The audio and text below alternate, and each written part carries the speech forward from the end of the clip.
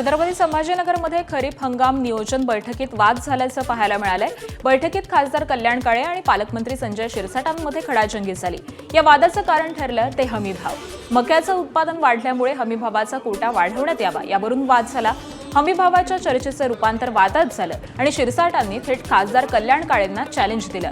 पुढच्या वेळी कोणाला बैठकीत बसू द्यायचं हे मी ठरवणार असल्याचं शिरसाटांनी म्हटलंय। मी आज पालकमंत्री महोदयाला सांगत होतो, केंद्राच्या आणि राज्याच्या सरकारला विनंती करा आणि आपला कोठा वाढवून घ्या आणि मक्काची खरेदी सरकारी भावाप्रमाणे 2400ने चालू ठेवा। परंतु पालकमंत्री महोदय ऐकायला तयार नाही। मी त्याचबरोबर कापसाचं बोलत होतो, त्याचबरोबर सोयाबीनचं बोलत होतो, त्याच्याचबरोबर कांद्याचं बोलत होतो, परंतु माझा आवाज दाबण्याचा प्रयत्न केला आणि सांगितलं की पुढच्या वेळेला मीटिंगमध्ये कोणाला बसून द्यावं आणि कोणाला नाही मी ठरवेल।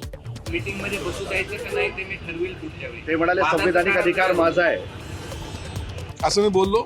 आता ते म्हणाले बोललो असेल, परंतु हे आमच्यात एखाद्या वेळेला मीटिंगमध्ये काय किती एखादा विषय कितपर्यंत आणायचा, कुठपर्यंत न्यायचा आणि त्याच्यावर किती चर्चा करायची याला बी काही मर्यादा असतात।